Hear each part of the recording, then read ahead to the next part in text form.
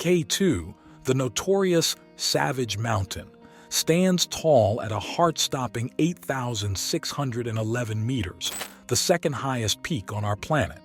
But don't be fooled by its rank, for K2 holds a reputation far more dangerous than Everest itself. Only the bravest and most determined daredevils would even contemplate attempting this death-defying challenge. The weather on K2 is no ordinary foe. It's notoriously rough, unleashing avalanches that barricade paths and lay hidden crevasses throughout the mountain, patiently waiting to ensnare anyone who dares tread upon its treacherous slopes. On any peak, mistakes can prove fatal, but on K2, they come with an even higher price.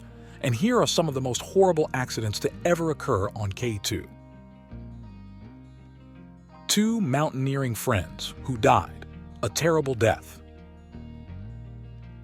On K2, meet Matthew Aiken and Richard Cartier, 2 adventurous souls who embarked on an epic quest to conquer the mighty K2, the world's second highest peak. Alongside them was Fahmy, the social media expert, ensuring the world could witness their incredible journey. But K2, known as the Savage Mountain, presented an unparalleled challenge. Nature seemed to conspire against them, throwing harsh weather, treacherous slopes, and deadly avalanches in their path. Countless adventurers had failed on these unforgiving peaks, but our heroes pressed on undeterred. Armed with impeccable skills and extensive training, they fearlessly faced the risks, their spirits unwavering. The expedition began at the base camp, and they steadily ascended toward their cherished goal, overcoming initial challenges with grace and determination. But in the blink of an eye, the mountains unveiled their treacherous side. The weather turned hostile, and the conditions became perilous. A blizzard struck, unleashing a monstrous avalanche. Tension filled the air and doubt crept in. Should they retreat, abandon their dreams? Yet Matthew's heart was captivated by K2's allure. Seasoned climbers cautioned against proceeding in such harsh conditions, but Matthew and Richard chose to brave the odds. As the weather slightly improved, they saw a glimmer of opportunity. On July 21st, Fahmy shared their awe-inspiring journey on social media. Picture this: freezing cold, breaths snatched away, and exhaustion gripping them after 16 hours of relentless trekking. Base Camp 4, soaring at a breathtaking 7,600 meters, eagerly awaited their triumphant arrival.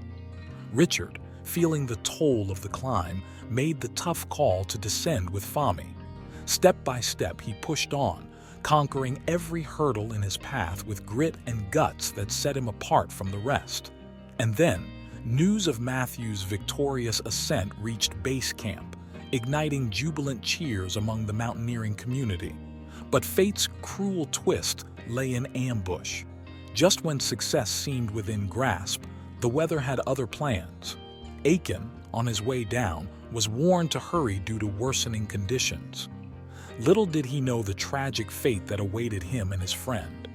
Richard, on his descent earlier, was expected to reach base camp 1 by now. But destiny had a wicked hand to play.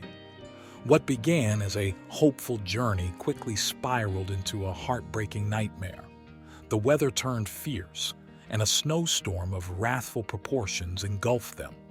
Each passing minute made their path darker, colder, and deadlier. They battled valiantly to survive, but the storm's fury knew no mercy. Separated and struggling, they fought to stay connected, but their radios fell silent, leaving them isolated from the world beyond. At base camp, their team frantically tried to reach them, their hearts gripped with worry. Calls for help echoed through the mountains, and brave rescue teams geared up for a daring mission of salvation. In a tragic twist of fate, they were declared missing, their lives hanging in the balance. The weight of uncertainty bore down on the hearts of their loved ones and the mountaineering brethren.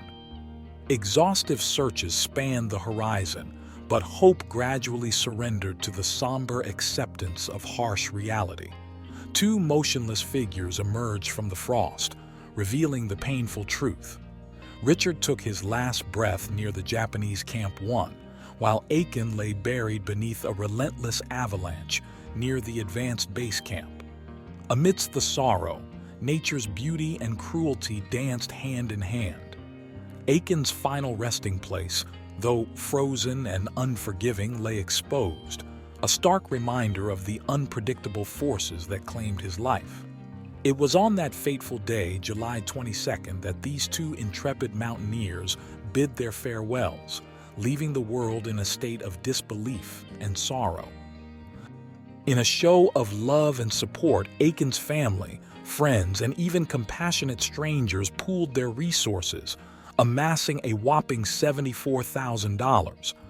This incredible sum was put to good use, acquiring crucial equipment, covering permits, fees, travel, and gearing up for the task ahead. But here's the cherry on top. Aiken's caring nature lived on through the surplus funds, as they were devoted to helping other people in need. In February, the brave rescue team seized the opportune moment to embark on their perilous quest. Guided by experienced climbers, they forged ahead for 3 grueling weeks through unforgiving winter terrain. Their mission was to bring Aiken's body back to civilization for honor and reverence. Facing biting, cold, and majestic mountains, their resolve strengthened. With cutting-edge GPS technology, they located Aiken's resting place. Due to the unforgiving conditions, a poignant decision was made to lay him to rest at the base of K2, alongside fellow mountaineer Richard Cartier. In a remote spot near majestic K2, Aiken's family couldn't attend his burial due to the treacherous trek. His climbing companions and trusted friends stepped up to ensure an extraordinary final journey, honoring his indomitable spirit.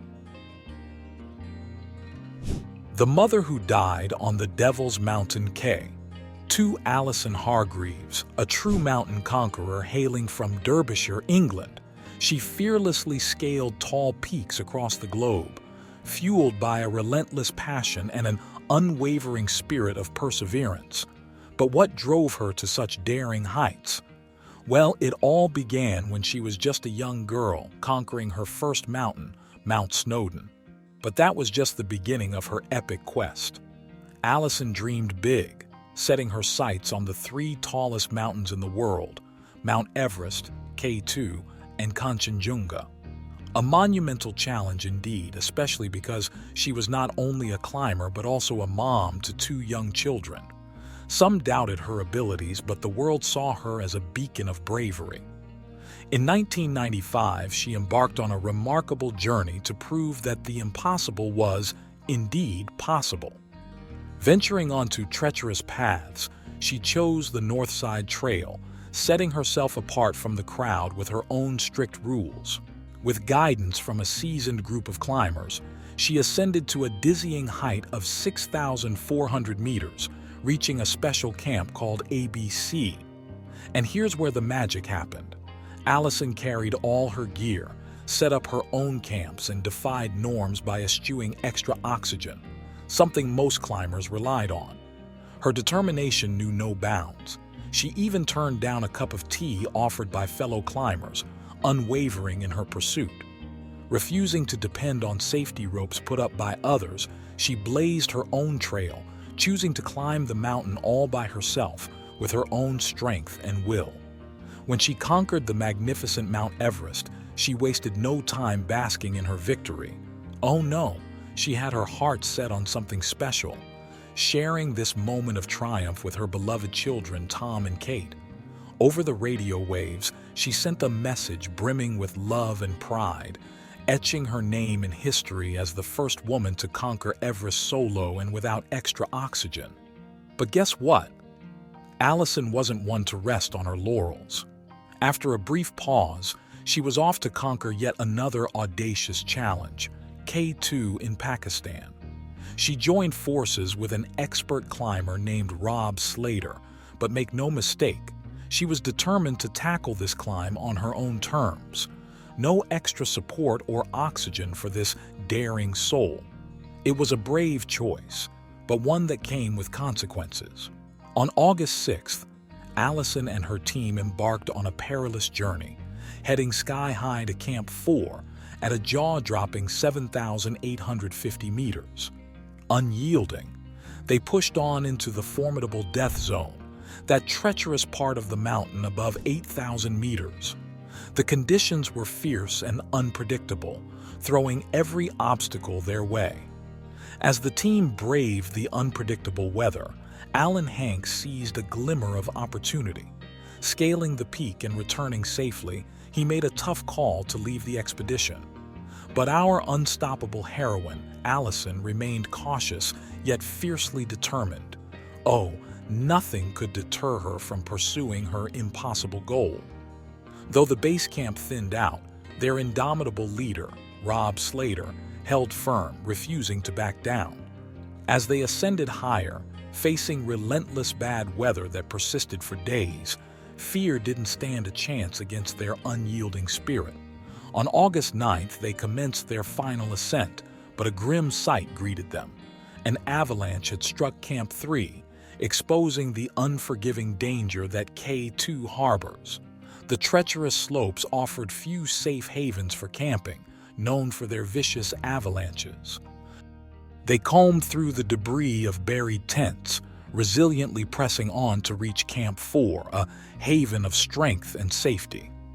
On the evening of August 11th, they arrived, fatigued and tested, but their resolve was unshaken. Resting and preparing for the next grueling leg of their journey was next on the agenda.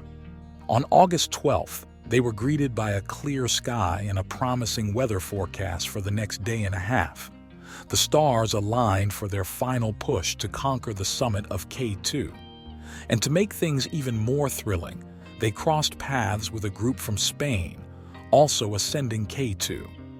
On the crack of dawn, August 13th, the intrepid team, led by Allison and Rob, geared up for an adrenaline-fueled day of excitement, adventure, and yes, extreme tiredness. But oh, the mountain had other plans, becoming an even fiercer adversary. 5 climbers made the tough call to turn back even before reaching the dreaded bottleneck, a perilous part teetering with a colossal block of ice threatening to fall at any moment. Among those who turned back was none other than Peter Hillary, son of the legendary Edmund Hillary, the first person to conquer Mount Everest. Peter, undeterred by his illustrious lineage, made a wise decision to retreat, citing bad weather and bone-chilling cold as the reasons. And then, like a scene straight out of a thriller, a fierce storm descended upon them at 5 p.m. Roaring winds hurtling at speeds of 80 to 100 kilometers per hour turned it into a life-or-death battle for Peter. The treacherous section known as the Black Pyramid, teeming with cliffs, laid bare the perilous nature of the mountain. But K2 was not alone in its fury.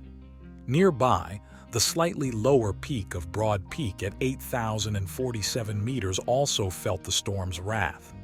Climbers at the summit, fearing for their friends on K2, descended, their faces etched with worry.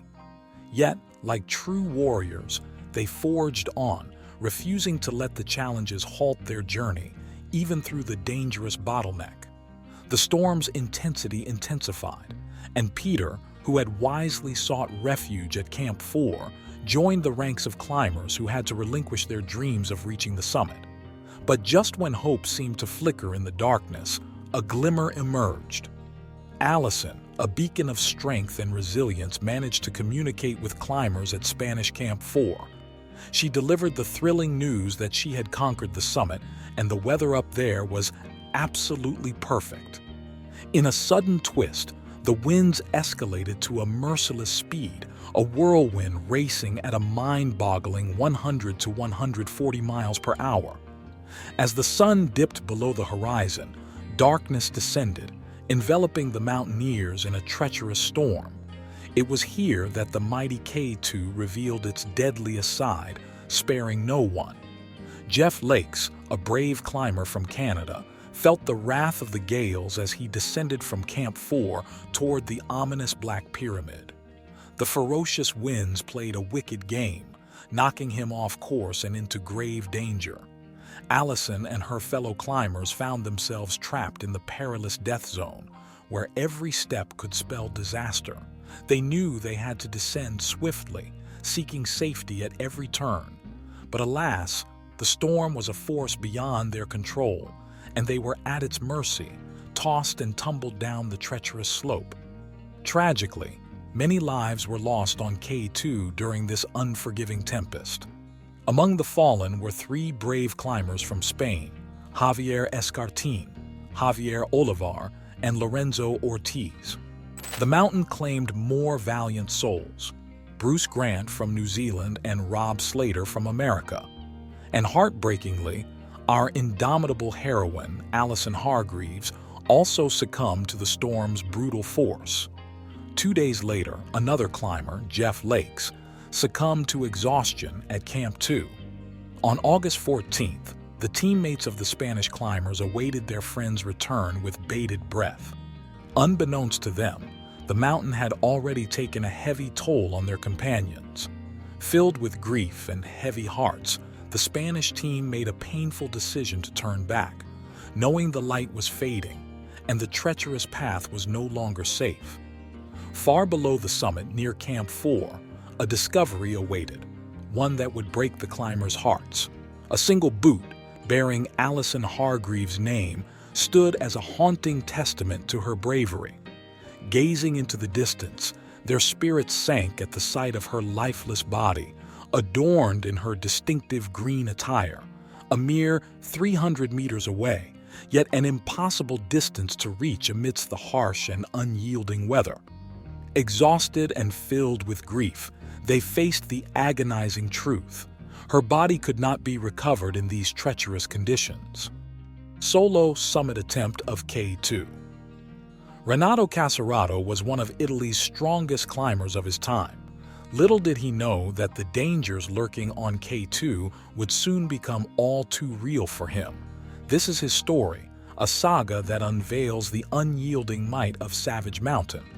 As we venture deeper, it's worth noting that most summit attempts must be undertaken in the summer months, and the first winter summit was achieved in 2021. But Renato Casarato was unfazed by the odds. He would dare to scale K2 from the formidable south-southwest spur route, a route that tests even the most experienced climbers. Casarato rushed to the summits, light and nimble, without the crutch of oxygen, an approach not too popular at the time, but one that has etched his name in the annals of mountaineering history. The film Solo di Cordata captures Casarato's fearless spirit as he conquers great walls in winter, without radio or external support, defying cold and blizzards. He opened unexplored routes on Rescaron and Fitzroy, and his 15-day expedition on Mont Blanc showcased his determination in overcoming fear and insecurity. His alpinism legacy ignites hearts worldwide. Casarato, a pioneer of human capabilities, sought to conquer the savage mountain K2. His target was a route uncharted since a failed French expedition in 1979. The catch? He planned to do it solo, facing a week of solitary struggle in K2's unforgiving grip, pushing the limits of human endurance. Despite the sky-high stakes and constant risks, Casarato remained undeterred, ready to embrace the perilous path ahead. With preparations underway in June, Casarato's wife remained at the base camp, a beacon of support from below. Oh, the challenges that awaited him. Unforgiving weather and harsh temperatures tried to thwart his ascent, but Casarato was no stranger to these conditions. On June 23rd, his first summit attempt began. He pushed past the 200-meter mark, only 400 meters from the summit. But alas, the ferocious elements forced him to retreat. Did he falter? No way. This setback only fueled his fiery determination to conquer the savage mountain. Without missing a beat, another attempt was in the works. On July 5th, Casarato once again reached that crucial 200-meter mark. But fate had other plans. Like a relentless force, K2 roared, urging him to listen, to turn back.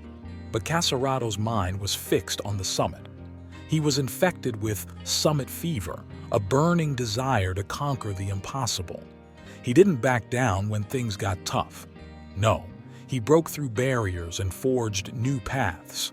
Summiting K2 was his destiny, and he would not let anything stand in his way. On July 16th, for the third time, Caserado embarked on his brave ascent. Against all odds, he reached a higher point, a mere 300 meters from the sacred summit of K2. But alas, the fickle weather reared its head once more, turning treacherous conditions into a formidable foe. But let's not forget, my friends, Caserado was a master at knowing his limits and valuing safety above all. His life was not a pawn to reach the summit. But oh, how hard it must have been, standing so close to his dream yet unable to grasp it fully. It was his third attempt, and although so close, it was not what he desired. Descending through freezing temperatures and roaring winds, Caserado navigated the treacherous path with skill and poise. With the technical challenges behind him, he began to relax as the weather improved. An hour separated him from the welcoming embrace of his wife at base camp. But destiny had other plans, my friends. As he descended, a deadly twist of fate lurked in the shadows. Kurt Damberger, the famed Austrian mountaineer, watched with horror as Caserado unknowingly stepped onto an unstable snow bridge. With a heart-wrenching thud, he fell into a merciless crevasse, disappearing from sight in the blink of an eye. His body was thrown violently against the icy walls, sliding deeper into the abyss. Caserado's fall finally came to a stop. He was trapped 40 meters down, surrounded by unforgiving walls. Despite his expertise, the mountain had claimed him. In the darkest depths of the crevasse, a climber's nightmare came to life. Renato Caserato, the indomitable mountaineer, found himself trapped in this icy abyss, his body racked with pain. In his desperate search for a lifeline, he reached into his trusty rucksack and pulled out his lifeline, a radio.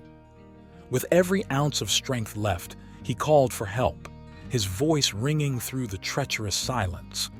The fate of this courageous climber rested on those who might be listening, praying for someone to hear his plea. Kurt Damberger couldn't believe his eyes. Just moments ago, he had seen a climber descending the mighty K2, only to vanish without a trace. Fear gripped his heart, but in a flash of hope, he heard it. The faint voice of Caserado calling for help. Against all odds, he was alive and conscious. Back at base camp, Caserado's wife, Greta, must have been holding her breath, waiting for any sign of her beloved husband. And there it was, the news that he was alive. Relief must have washed over her like a tidal wave, knowing that hope was not lost. The rescue mission was set in motion, determined to bring Caserado back from the clutches of this unforgiving glacier. With courage and determination, they raced against time to reach him. In the darkest depths of the crevasse, a climber's nightmare came to life. Renato Caserato, the indomitable mountaineer, found himself trapped in this icy abyss, his body racked with pain. In his desperate search for a lifeline, he reached into his trusty rucksack and pulled out his lifeline, a radio. With every ounce of strength left, he called for help, his voice ringing through the treacherous silence. The fate of this courageous climber rested on those who might be listening, praying for someone to hear his plea. Kurt Damberger, the renowned Austrian mountaineer, couldn't believe his eyes. Just moments ago, he had seen a climber descending the mighty K2, only to vanish without a trace. Fear gripped his heart, but in a flash of hope, he heard it, the faint voice of Caserado calling for help. Against all odds, he was alive and conscious. Back at base camp, Caserado's wife, Greta, must have been holding her breath, waiting for any sign of her beloved husband. And there it was, the news that he was alive. Relief must have washed over her like a tidal wave, knowing that hope was not lost. The rescue mission was set in motion, determined to bring Casarado back from the clutches of this unforgiving glacier. With courage and determination, they raced against time to reach him. With unwavering determination, a united team of climbers from Italy, Britain, and Germany, including doctors, embarked on a mission to rescue their fallen comrade, Casarado. They closely monitored his descent and swiftly located him deep within a menacing crevasse. The night was dark, but their resolve remained strong. Hour after hour, they worked tirelessly, trying various approaches to bring Casarado back to the surface. Remarkably, Casarado refused to be a passive bystander, and with a heroic spirit, assisted his rescuers whenever possible. After what felt like an eternity, they succeeded in bringing him to the surface. However, the ordeal had taken a heavy toll on Casarado's body. Though conscious, he faced a challenging battle with his internal injuries caused by the fall. A sense of solemnity enveloped the base camp as they mourned the loss of their fellow climber, Casarado. He was known for his unyielding spirit, and in his honor, a plaque was placed in the Gilka Memorial in 2005, commemorating his memory after 17 years. Be sure to hit that subscribe button and stay tuned for more.